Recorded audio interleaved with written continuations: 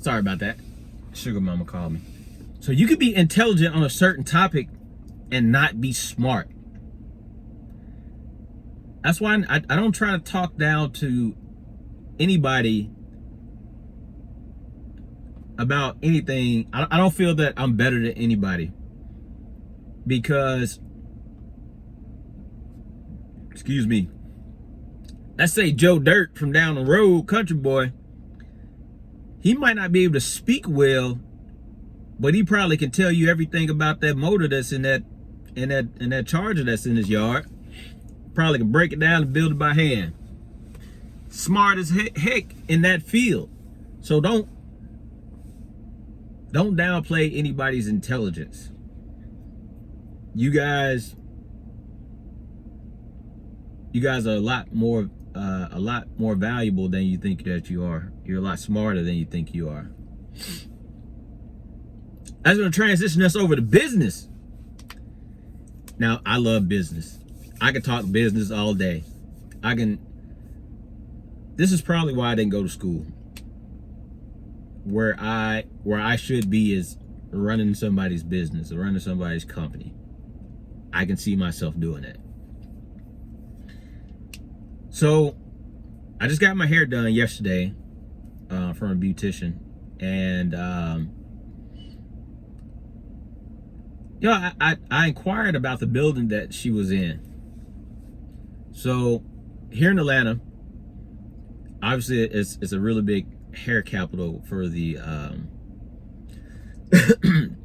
African American community. So the building that I went to, she was in Suite N. And so the business mind in me, the inquisitive mind in me, I asked her, I said, hey, do you mind me asking, how much do you pay for this suite? Now, mind you, her letter is N. In the alphabet, there's 26 letters in the alphabet. A, B, C, D, E, F, G, H, I, J, K, L, M, N. That's 14 letters. 14 letters. And there were still a couple more suites after her. I didn't walk around the rest of the building to see. But 14 letters. And I asked her how much she pays for her suite. She told me $250. I said, a month? She said, no, $250 a week. And I'm like, oh, okay. That's not bad. And then so I'm a big numbers guy. When I start thinking numbers, like, my brain is on go. It's on go. It's on go. $250 a week. That equates to $1,000 a month. $1,000 a month from one person. Whoever owns that beauty salon has at least 14 workers. Well, I'm not gonna say workers, but 14 independent contractors, so to say. If my math is correct, which I'm pretty sure it is, $1,000 times 14 people, that's $14,000 a month. Just from people renting out space in his or her building. $14,000 a month times 12 months in a year. 14 times 12, 8 and 4, or 4 and 1 is 48. And then you got 12 and a 1. We're looking at about 138 a year. I could be wrong. $138,000 a year. So I'm thinking that space is no bigger than maybe this car wash that I'm sitting in. Actually, it's smaller than that. I can probably lay down. I'm a little bit under 6 feet. from one wall to another wall is, I'd say, about 7 feet. And then I'd say it's probably about a 6 by 7 foot room.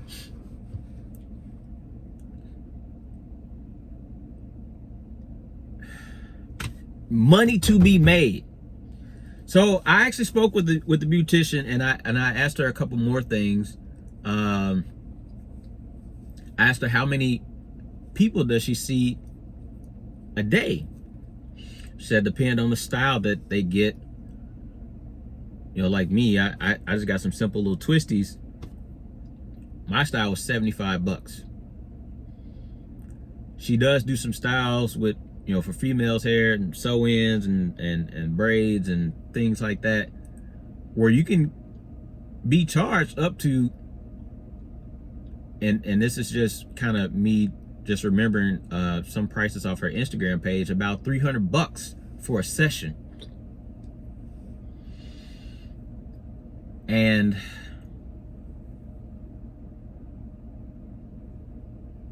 she said there's the most people that she's got in one day is like 8 or 9. I didn't ask, like, obviously what level they were at. Girl, I don't want to be too nosy, but you know, that came up.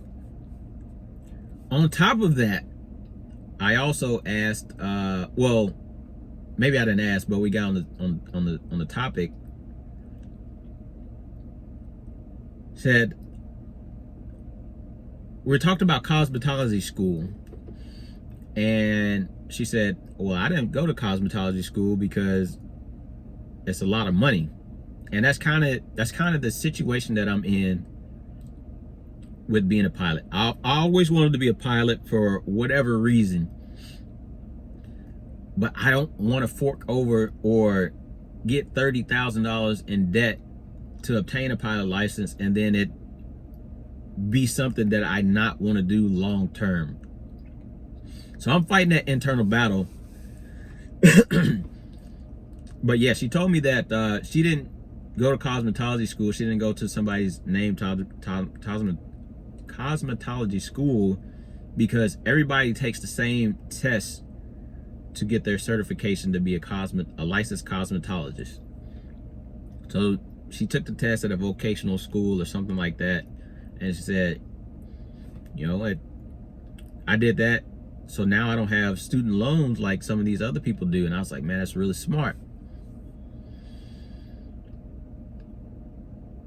And so that's it for business.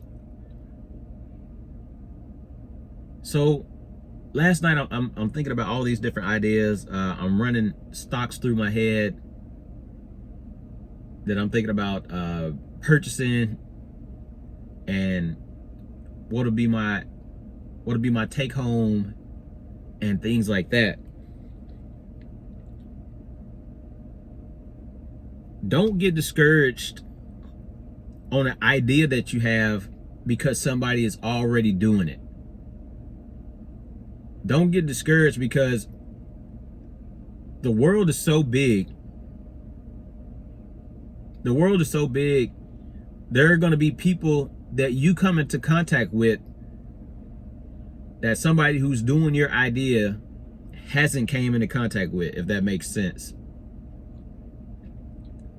So there's always room for growth. To be successful in running a business, you need to understand supply and demand.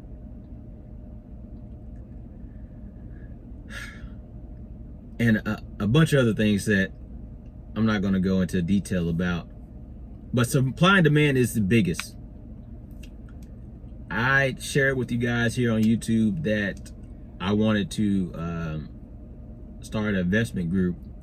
And I actually joined the investment group, I think 2 months ago now. And I asked the guy, I think he's 24 or 26, one of the two. Did 4 years in the military and got out, self-proclaimed millionaire prior to getting out of the military. And I asked him, I was like, yo, I was thinking about, I had the same idea, I see that you're already doing it. Like, how'd you get to the success level that you're at? It's like, man, don't stop. No, there's going to be times where people don't support you and they might not understand what you're doing, but you have to keep that drive, especially if you know something is a good idea. I talked to you guys about this before. You are a gold mine. We sit on $1 million ideas all the time. We literally sit on $1 million ideas all the time, and that's all they become because we don't take the steps to basically make it happen, or we lose that drive to make that idea happen. So I'm big on manifestation. I also don't write anything down, so sometimes my ideas are just that. They remain ideas because I don't write them down and I forget about them unless I turned my rearview mirror around, so I was kind of lost. So sometimes I forget an idea or something like that. I don't write everything down just simply because sometimes you can write something down and it may not be something that you actually want to do. It may not be something that you actually want to achieve. I'm not sure if you guys saw the movie Inception, but somebody can push an idea on you and I don't know, maybe you believe in it so much you start to act like that's your idea, and you know, it may be something that you kind of let fizzle off to the side because you're not passionate about it. Write down ideas if that works for you. Also, actually, I'm gonna throw this one last tidbit in here because this video is actually a lot longer than I wanted it to be.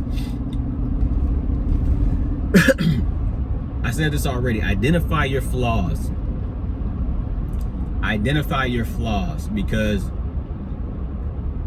a big flaw for me, and I've learned this from my time in the military, I don't like to read. Not that I can't read, I don't like to.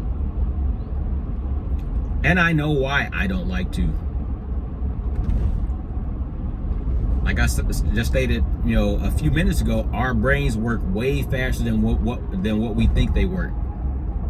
So if I'm reading something, especially if I'm not interested in it, the chances of me retaining what I'm reading is very, very low.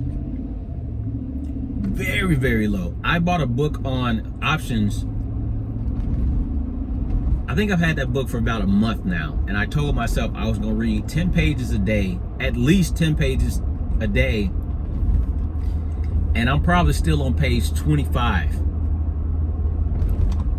The book is super boring, and I can't get past page 25. Now, I am doing a lot of things throughout the day. I'm investing, I'm applying for jobs, I'm looking for houses, and a whole bunch more. So that doesn't help me. I know that I learn the best by either listening or watching something being done. And since I know that about myself, that's what made me join that investment group, because I know that is what is going to work best for me. So identify your flaws and learn how to combat those flaws. Anywho, man, this is your multi-sided gym on this wonderful Friday evening. If you guys have any questions, make sure you either DM me on social media. I definitely love that you guys have been using the email to send in questions. Actually, shout out to Steven. It's Friday, so I think you should have graduated your TMC orientation. If you did, email me back and let me know. But definitely congrats, man. Be safe on that road. Hopefully that you get a good trainer. Anybody else? Fried Noodle Eater at Gmail. I'm up to talk about anything and everything. We have no filter on this channel. We're family. Instagram is Fried Noodle Eater, the one and only. Well, just Fried Noodle Eater by itself, not the one and only. But yeah, that's on Instagram. And I really don't share my Facebook because that's where I get kind of personal and stuff like that. So, but Snapchat is UV the King 901. See y'all on the other side. Peace.